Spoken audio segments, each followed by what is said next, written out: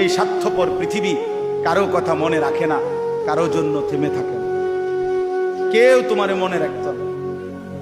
তুমি মরে গেলে কারো হাতে সময় নাই তোমারে কান্দে লইয়া কান্দনে, কারো হাতে সময়।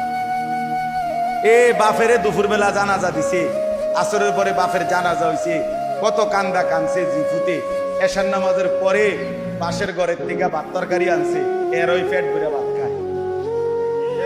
এরা দেখলাম দুপুরে কান্দে অন ভাত খায়, আরো গোস্ত লয়, আরো পারমিল মুরগা লয়, তেলাপিয়া মাছ লয়, ডাল লয়।